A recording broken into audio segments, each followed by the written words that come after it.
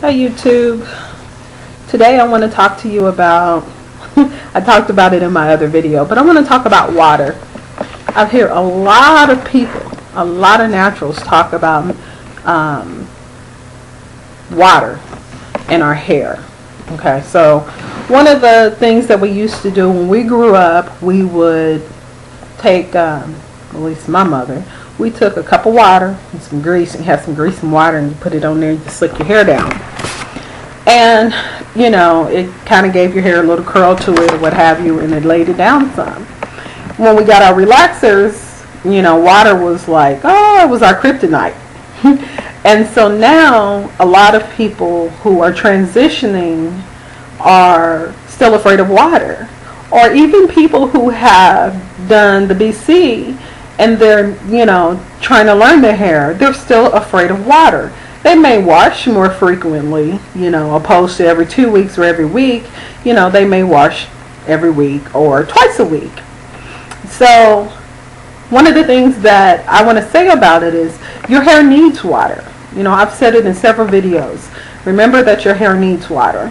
But when they take water, you take water, they say do the water and oil spritz. So take your water and you put your oil in there to spritz your hair. By the time you put your water in here at the bottom, let me get over here, oops, okay. Your water's in here, and then you add your oil, bloop, down to the bottom, back up to the top. Your, what's it called, the little plastic thing that sucks the water and stuff through is at the bottom. So you're not going to get oil. So, because water and oil don't mix. So we have to think about the things that we're saying. So if you spritz your hair with your water and your aloe vera juice, they mix, you spritz your hair with that to moisturize your hair, and then you add your oil and add your cream-based product, that's going to hold it in. Don't believe the people that are telling you to mix the oil and water together.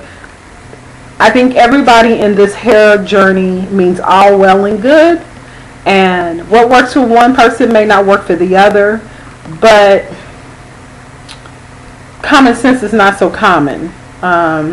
So if you know that if you get a cup of oil and a cup of water and it doesn't mix in the kitchen, it's not going to change anything if you put it in your bottle and spray your hair. It's just not. You're going to get some residue in there, and it's not going to work. So I just want you guys to take and look at all the different videos where people are telling you to do that when they're styling their hair.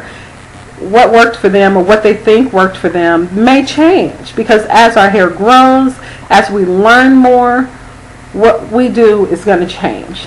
I am constantly reading about things to help my body and to help my hair, and how all these different things work together hand in hand to be a better me. And so I think that's good. But what I'm talking about with the water and oil, you don't have to read a book to figure that one out. So just remember that to spritz your hair, use your water, spritz it, use your water. Your aloe vera juice, you can add that in. You can add in some rosemary oil in your water, a couple of drops.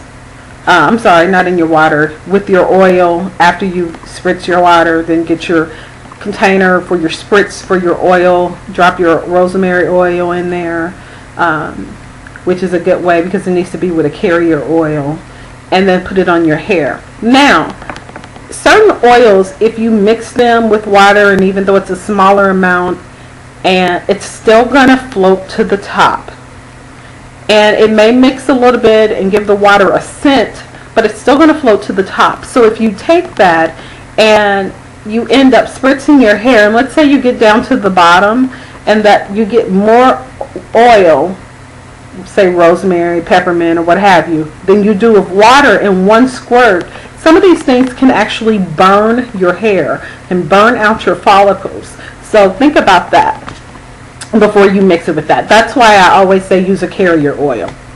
The next thing I want to talk about is shampoo. When you're washing and conditioning your hair in the shower, think about how hot your water is. Your water should not be scalding hot, because you can also damage your hair follicles. So let's say when I get in the shower, I always have my head back like this, and I know that the water always hits in this area. So if it constantly does that, and I'm constantly having the water on hot, which I used to do, I can burn out some follicles, I can irritate my scalp, and I can lose some hair because of that. You know, you want to try to have your water where it is on the warmer side, you know, of warm, but not hot.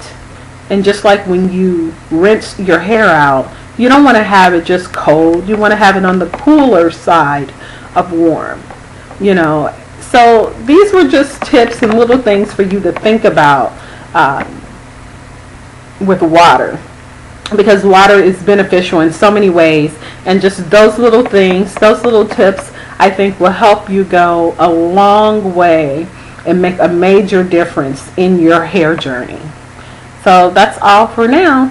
Peace and many blessings to you.